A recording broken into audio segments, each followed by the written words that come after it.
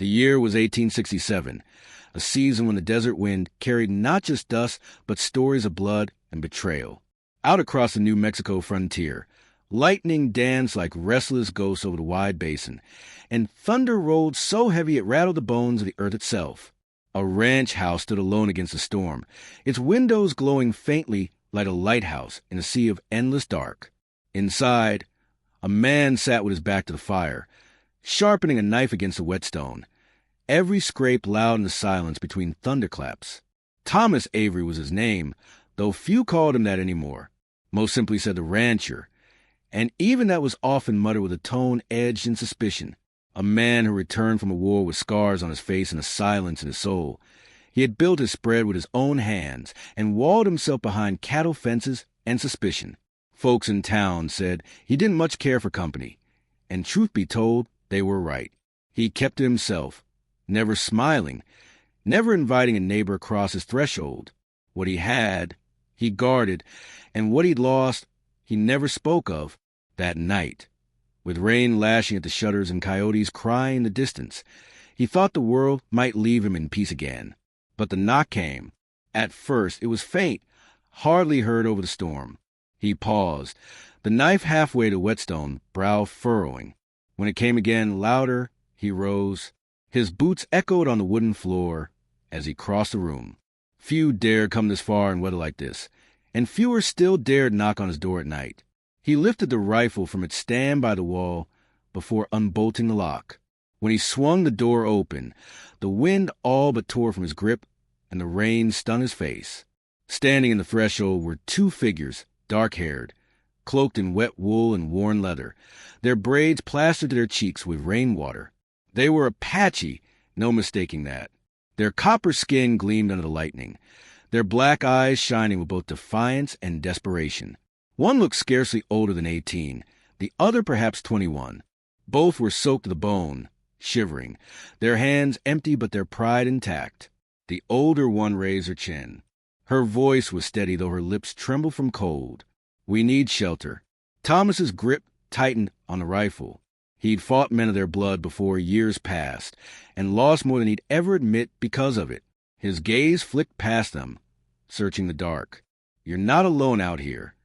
"No," the younger said quickly, a whisper almost swallowed by thunder. "It is only us." Only us. He didn't believe it. Not yet. He kept his rifle steady, eyes sharp as a hawk's. These were dangerous days. Ranches burned, cattle stolen, men killed in their sleep. Every knock on a door could be a trick, every plea for mercy a snare. And yet, something in the older sister's stare was different. Proud, yes, but tired. She had carried too much on too little strength, and still she stood straight. Lightning split the sky again, and for an instant he saw their faces clearly. The weariness, the bruises hidden beneath the rain, the desperate hope they hadn't yet let die. He could slam the door, send them back into the storm. But his hand didn't move. Instead, he stepped aside just enough to let them see the warmth of his fire. "You want shelter?" he said at last, his voice gravel over stone. "Then you'll hear my terms." The sisters entered cautiously, dripping rainwater onto his wooden floor, eyes scanning the room as if expecting a trap. The younger clutched the older's arm like a child, though her eyes flickered with a wild spark. Thomas bolted the door behind them and leaned his rifle back against the wall. He said nothing for a long moment, only studied them, his silence heavier than the storm outside. Finally, he broke it. "You'll do as I say under my roof. No questions. No excuses. You don't like it. You leave right now." The younger sister bristled, her chin lifting. "We are not slaves." "No," he said flatly, "but you're not guests either." The fire snapped in the silence that followed. The older sister laid a hand on her sibling's arm, quieting her. "What do you ask of us?" Thomas met her eyes. "Work. Chores. You earn what you take. No idling under my roof." He could see the outrage in the younger one's face. She had expected him to slam the door, or perhaps offer charity. She hadn't expected this. The older, however, considered it with a steady calm. She understood the weight behind his words, that this was not cruelty for his own sake, but a test. "What chores?" she asked. "The barn's roof leaks," he said. "Cattle's still out in the lower field. Tack needs cleaning. You'll do it before dawn." "In this storm?" the younger gasped. He didn't blink. "In this storm. You want shelter, you'll earn it." The fire crackled. The storm pressed against the walls. For a moment, neither sister moved. Then the older one gave a sharp nod. "We will do it." They left their cloaks by the fire, their dresses clinging to their frames, and followed him to the barn. Rain battered them as they crossed the yard, mud sucking at their boots. Thomas walked ahead, lantern in hand, testing them with every step. The barn smelled of wet hay and horse sweat. Water dripped through a crack in the roof. He set down the lantern and crossed his arms. "There. Fix it. Start with the tack after." The older climbed the ladder without a word, her braids swinging behind her, and set to patching the roof with spare board she found. The younger muttered curses in Apache under her breath, but followed her lead, scrubbing leather straps with stiff fingers. Thomas stood in the shadows, arms folded, watching. He told himself it was to make sure they didn't steal or slip away. But in truth, he studied the way they worked, tireless, stubborn, fierce. They weren't like the townsfolk, who shrank from his silence. They met it head-on. Hours passed. The rain eased at last, leaving the night eerily quiet. The sisters, exhausted, leaned against each other, their work done. The older climbed down the ladder, face pale with weariness but proud. "We have done as you asked." Thomas gave a single nod. "Then you'll have a roof tonight." The younger glared at him but said nothing. Pride kept her from begging. Pride also kept her standing. Back in the house, the sisters curled near the fire, drying their dresses, speaking low in their own tongue. Thomas sat across from them, sharpening his knife again, his face unreadable. He could feel their eyes on him, feel their questions pressing against the silence. Why had he let them in? Why had he tested them instead of turning them away? He didn't have an answer. Perhaps because once, long ago, he had seen two faces not unlike theirs, his wife, his daughter, before the war and the raiders had taken them. He forced a memory away, tightening his jaw. The younger whispered something sharp in Apache, and the older hushed her. He caught the word trust in their tongue. Trust was not something he gave easily. Trust had cost him everything. The fire sank low. The storm had passed, leaving only the drip of water from the eaves. The ranch house, for the first time in years, was not empty. The sound of their breathing filled the space. Then came the crack. Not thunder. A rifle. The windows shattered. Wood splintered. The sisters jolted upright, fear flashing across their faces. Thomas was on his feet in an instant, rifle in hand, moving with the speed of a man who had lived too long with danger. "Down!" he barked, shoving them toward the floor as another shot rang out, splinters flying. Through the broken window, he saw shadows shifting in the dark, figures creeping closer. His blood ran cold. "They found you," he growled. The sisters froze, eyes wide. "Who?" Thomas's face was grim, voice low as steel. "Whoever you were running from." And with that, the night erupted with danger once more. The sisters dropped to the floor as Thomas Avery shoved them down, his voice a harsh growl above the chaos. The firelight danced wildly across the room, throwing shadows that made every movement outside more sinister.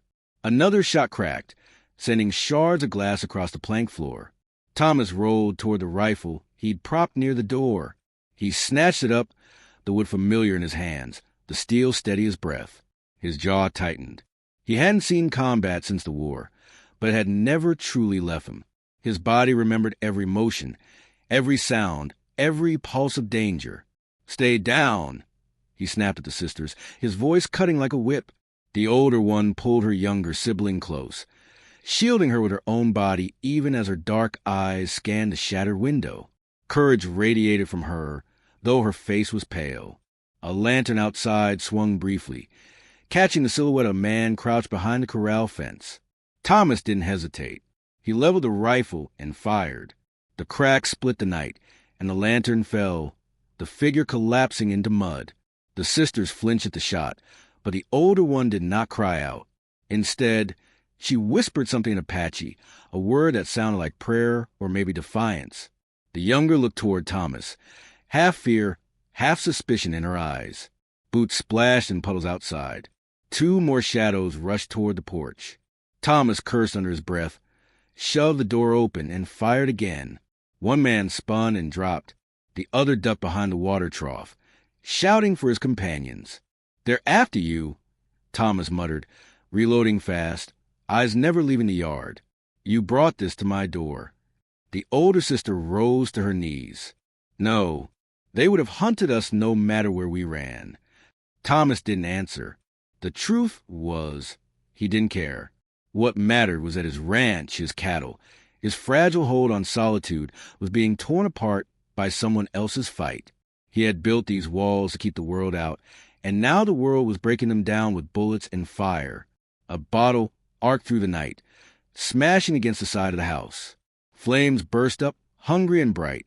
The younger sister gasped, pointing. The barn roof caught almost instantly, the same roof they had just patched. Smoke rose into the stormy air. Thomas's stomach turned to stone. That barn was his livelihood, his storage, his cattle feed. And in a single breath, it was gone. He roared, fury boiling, and charged outside. The raider by the trough lifted his pistol. But Thomas fired first, the man's body jerking back into the mud. The smell of burning hay filled the night, mingling with gunpowder. Horses screamed inside the corral, hooves thrashing against wood. The sisters followed, the older clutching a knife pulled from her boot. The younger grabbed a bough, strung and ready, as if it had never left her hand. Thomas glanced at them in shock. These weren't helpless runaways. These were fighters, trained in desperation. A man lunged from the smoke, knife raised. The older sister drove her blade into his side before he reached Thomas. The man fell with a choking cry. Thomas stared at her, the fire painting her face in blood-red light. She met his eyes with steady defiance. The younger loosed an arrow that hissed through the smoke and buried itself in another raider's chest. He fell backward, screaming, clutching at the shaft. And just like that, the night grew still. Smoke curled from the barn, fire devouring the timbers. The dead lay scattered in the mud. The raiders who remained fled into the darkness, their courage gone. The sisters stood side by side, breathing hard, faces streaked with sweat and soot. Thomas lowered his rifle, chest heaving, heart pounding in his ears. His home burned, his cattle scattered. And yet, for the first time in years, he was not alone in the fight. The fire devoured the barn until nothing was left but a glowing skeleton of blackened beams. The cattle were gone into the night. The ranch house still stood, though its windows were shattered and its walls scarred by bullets. The air reeked of smoke and death. Thomas stood in the yard, rifle resting in his arms, his face hard as granite. The sisters remained near the house, exhaustion pulling at their frames. The younger clung to her sister's arm, muttering in their tongue, anger sparking in her voice. At last Thomas turned to them. "You've cost me everything tonight." The younger flared at his words. "We cost you nothing. We fought for your life. Your fight brought them here." His words cut sharp, but his voice cracked just enough to betray the rage barely contained inside. The older sister stepped forward, lifting her chin. "They would have burned any roof that took us in. You chose not to send us away." Thomas met her eyes, saw the steel in them, the fire that would not break. He hated her truth, hated how it stripped his anger bare. She was right. He had chosen. He holstered his rifle slowly, jaw clenched. "This place won't stand another attack. I've nothing left worth guarding but my own skin. If you want to live, you ride with me. If not, you take your chances alone." The younger hissed something in Apache. The older placed a hand on her arm, silencing her, then looked back to Thomas. "Where will you ride?" "North. To the mountains. Safer ground." She nodded once. "Then we ride." By dawn, the 3 of them rode out. The ranch smoldered behind them, smoke curling into the pale sky. Thomas led on a black gelding. The sisters, following on horses pulled from the corral before the fire, took it. The younger's eyes burned with resentment as she stared at his back, but the older's gaze never wavered from the horizon. The land stretched before them, vast and unforgiving. Sagebrush bent under the morning wind. The sun rose blood-red. Silence rode with them, broken only by the creak of leather and the clop of hooves. Hours passed.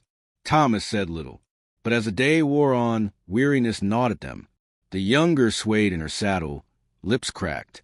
Their supplies were meager, what little could be snatched before fleeing. At a dry creek bed, they paused to rest. The older sister dug through her satchel, producing a small pouch of dried berries. She split them 3 ways, offering Thomas a share. He hesitated, suspicion flashing in his eyes. Then he took them, chewing slowly. The gesture was not missed. For the first time since the night began, a fragile thread bound them together. As the sun dipped low, the older sister finally spoke. "My name is Ayanna. This is my sister, Naira." Thomas grunted, as if giving his own name were a chore. "Avery." "Thomas." Naira muttered something sharp under her breath. Thomas caught enough to know it wasn't kind. Ayanna ignored her. "We were promised to a man we did not choose. We fled. His men hunt us now. If we go back, we die." Thomas looked at her, understanding dawning like a slow, reluctant storm. These weren't raiders. They were fugitives from a cruelty worse than death. He said nothing, but the silence that followed carried a different weight. The second night fell cold, the desert wind slicing through their thin blankets. They made camp beneath a stand of cottonwoods near the river's edge.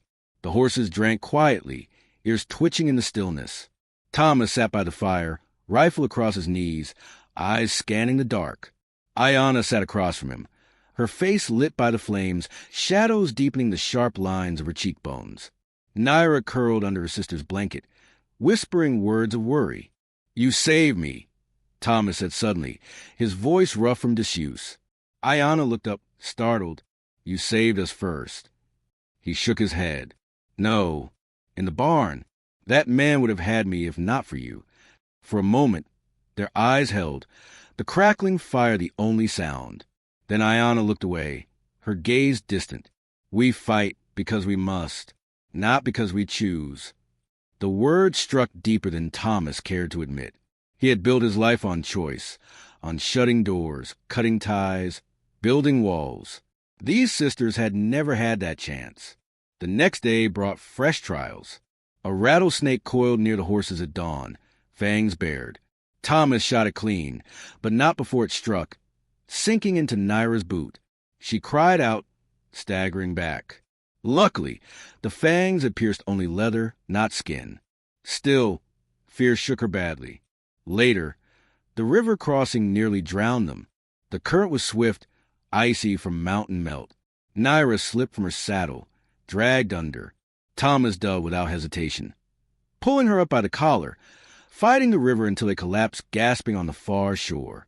She coughed, spitting water, eyes wide with terror. "You saved her," Ayanna said softly, as if surprised. Thomas wrung water from his shirt, meeting her gaze. "No one deserves to drown." They pressed on, soaked and shivering, teeth chattering. By nightfall, their fire was small and feeble, their strength worn thin. But for the first time, Thomas didn't feel like 3 strangers huddled together. They were something else now, something forged by fire and survival. And yet, danger still hunted them. On the 3rd morning, Thomas climbed a ridge to scan the valley. What he saw turned his stomach to ice. Riders, a dozen at least, moving swift, their dust trail rising like a scar across the land. He slid back down to the camp, face grim. "They've found us." Ayanna stiffened, hand tightening on her knife. Naira paled. Thomas checked his rifle, loading it with steady hands. His voice was low, hard as stone. "This ends in blood." The ranch house looked more like a fortress now. Every shutter closed tight, every crack stuffed with cloth to block the autumn wind, or the eyes that might be watching from the mesquite. Cole paced the parlor floor with his rifle across his lap, every footstep echoing the weight of the moment. His jaw was clenched so hard it ached, yet the man couldn't stop grinding his teeth. Outside, the night was thick with silence, broken only by the occasional howl of a coyote or the whisper of branches swaying. But Cole knew silence wasn't safety. Silence was the pause before thunder. Lena sat by the fire, her fingers working nervously at the hem of her skirt. Her younger sister, Taya, kept her gaze on the door as if willing it to stay shut. Neither spoke much. The weight of Cole's demand, his shocking words at first cracked open the night they'd come to his door, still hung in the air. But more pressing now was the sound Cole had heard earlier that day. Riders distant, circling like wolves. "They'll come tonight," Cole muttered. Taya looked up sharply. "How do you know?" "I know the sound of men settling in for a kill," Cole said. His voice was flat, certain. "And I saw the glint of steel on the ridge. They're waiting for dark." The sisters exchanged a glance, fear running between them like a current. Cole finally stopped pacing. He turned to face them, the firelight casting his face in harsh planes, every scar and shadow laid bare. "If they come, they're coming for me. But don't think for a second they'll leave you two alive. You stay close. You do what I say. No questions." Lena's voice, usually soft, cut the air like a blade. "And if we don't—" For a heartbeat, the house itself seemed to pause. Cole's eyes locked with hers, and something fierce passed between them. Anger, defiance, but also the glimmer of something deeper, unspoken. "Then you'll die, same as me," Cole said. "But I'd rather see us fighting than begging." The first shot came then, a sharp crack that splintered when near the window. Lena flinched. Taya ducked. Cole didn't move. He'd been waiting. "Down!" he barked, and the sisters dropped to the floor as he shouldered his rifle and returned fire. The thunder of the shot filled the parlor, smoke rolling through the room. Outside, men shouted, their voices wild with bloodlust. Hooves pounded. Shadows shifted through the sage and scrub. Another window shattered, glass raining across the floorboards. Cole fired again, reloaded with lightning speed. Fired once more. His movements were brutal and precise, like a man who had lived this moment before. Lena crawled across the floor, dragging Taya with her, until they were tucked behind a heavy oak table. The firelight flickered, casting wild shapes on the wall as bullets punched through plaster. "Cole!" Lena shouted over the chaos. "There's too many!" His only answer was the roar of his rifle. The siege raged on. Men hollered outside, their curses echoing into the night. Cole knew their kind, bounty hunters, drifters, and killers who smelled coin on his head. Maybe some had been sent. Maybe some just wanted blood. It didn't matter. They were here. And Cole would kill every last one before he let them take the sisters. Then came the pounding at the back door. A new sound, louder, closer. Cole spun, rifle aimed. The door shuddered, hinges screaming as heavy boots slammed against it. "Go!" Cole barked to the sisters. "Upstairs, now." Taya scrambled, but Lena lingered, her eyes blazing at him. "And leave you?" His teeth clenched, but there was no time for softness. "Now!" She obeyed at last, dragging Taya up the stairs. Cole spun back as the door gave way, crashing inward. Two men surged through, guns drawn, faces twisted with hunger. Cole's rifle barked once. One man fell. Then the butt of the rifle smashed into the other's jaw, sending teeth flying, before Cole wrenched the man's pistol from his grip and fired point blank. Smoke filled the house. The walls seemed to tremble with every gunshot. Blood stained the floorboards. Above him, Cole heard the sisters' footsteps, the creak of the upstairs hallway. He prayed they stayed hidden. He prayed, though praying wasn't something he did much anymore. Then, for the first time all night, there was silence again. He listened, waited, heart pounding in his chest. From upstairs came Lena's whisper, "Cole," and then the window shattered with a deafening crash, followed by a scream. Cole's blood ran cold. He tore up the stairs two at a time, rifle gripped tight, smoke and dust trailing in his wake. His boots slammed against the boards, every step like thunder. When he burst into the hallway, he saw the nightmare unfold. Two men had climbed through the window, glass crunching beneath their boots. One had Taya by the wrist, his knife glinting at her throat. The other reached for Lena, his hand tangled in her hair. Cole didn't hesitate. His rifle rose, barked once, and the man holding Lena dropped, blood spraying across the wall. The second outlaw yanked Taya tighter, knife pressing close enough to draw a line of red against her skin. One more step and she's gone, the man snarled. Cole's chest heaved. His finger hovered on the trigger. But for the first time that night, he didn't shoot.